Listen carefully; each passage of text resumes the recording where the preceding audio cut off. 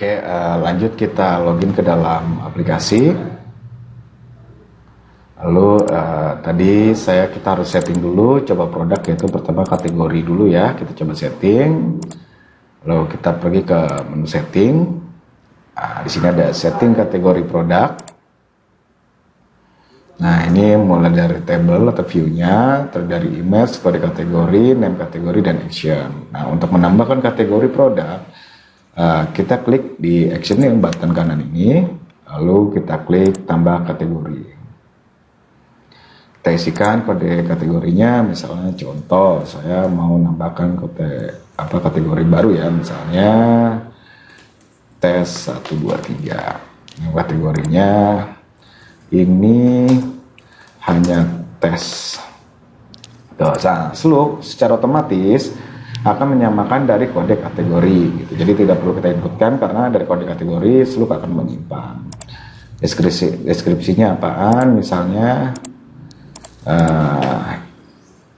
ini hanya tes gitu. Lalu kita klik tambah kategori. Nah, maka akan muncul gitu. Nah, ini image juga kita bisa isikan atau kita diamkan saja, secara otomatis thumbnailnya akan memfoto seperti ini gitu. Ya, oke, ini untuk tambah kategori. Oke, lanjut lagi. Oke, setelah kita setting dari kategori, maka kita lanjut ke unit.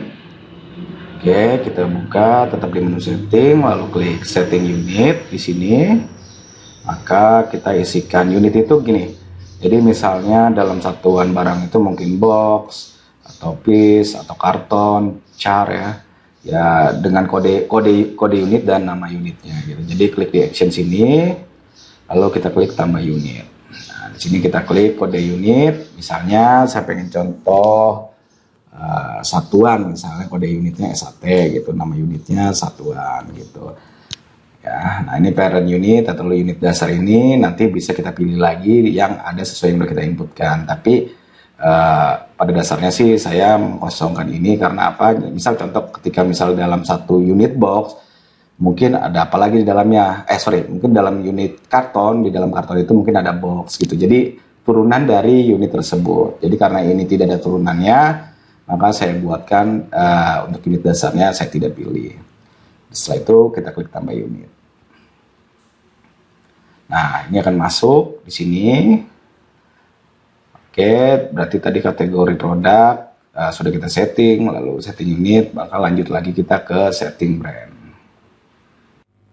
Oke, setelah kita tadi sudah inputkan dari sisi produk kita setting dari kategori, lalu unit, maka sekarang kita setting untuk brand. Oke, kita pilih tetap di menu setting, kita pilih brand. Lalu kita pilih tambah merek atau brand. Lalu kita inputkan kode brand tersebut. Misalnya contoh saya kasih 090909. Nah, name-nya apa? Misalnya brandnya itu kita coba aja tulis misalnya AKD Hijau Indonesia AKL.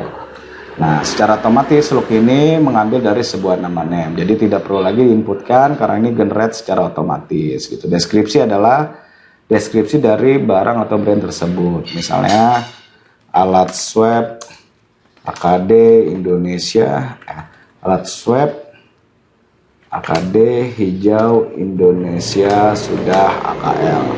Nah, image ini bisa kita inputkan adalah untuk image si brand gitu. Kalau tidak pilih, maka kita kosongkan saja. Setelah sudah kita isi semua, maka kita klik tambah merek. Nah, ini akan masuk mulai dari kode, name, hingga Slook dan actionnya. Jadi setelah udah tadi kita mulai setting kategori produk, setting kategori unit, dan setting kategori brand, maka kita coba lanjut ke setting kategori daftar biaya hingga setting rate pajak. Ketika kita sudah coba untuk input setting ini, maka kita coba lagi lanjutkan sesuai dengan menginputan pembelian purchase dengan sesuai yang ada di skema ini. Oke, kita lanjut berarti ke dalam daftar biaya. Oke, lanjut kita setelah udah menginputkan dari setting kategori produk, unit, dan setting brand, maka ke setting kategori daftar biaya. Tetap di menu setting, lalu kita pilih setting kategori atau daftar biaya. Nah, di sini ada kode kategori dan name kategorinya.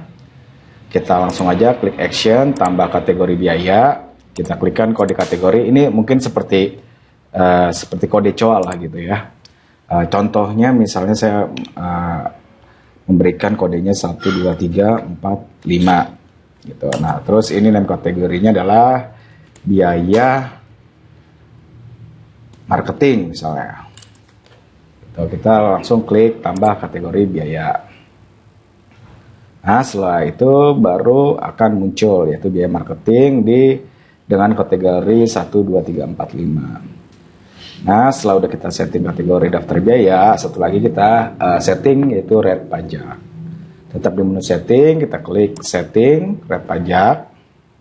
Lalu kita klik action, lalu tambah tarif pajak. Nah, misalnya di sini name-nya apa? Misalnya PPN, karena ini udah ada ya, PPN 10%, 20%, ini anggap aja kita contoh bikin PPN at 5% gitu ya. Kodenya kita bikin aja misalnya PPN 5 gitu. Rate-nya kita bikin 5. Ini persentase ya, kita bikin tipenya persentase gitu. Langsung klik tambah tarif pajak. Maka akan masuk yaitu dengan PPN 5%. Nah, setelah kita sudah untuk setting mulai dari kategori produk, unit produk, brand, hingga kategori dan setting rate pajak, maka kita lakukan adalah selanjutnya tahapnya penginputan supplier, klien, dan input produk. Oke, kita langsung saja ke dalam inputan yang ada sesuai di sini. Sesuai dengan skema yang ada di panduan ini.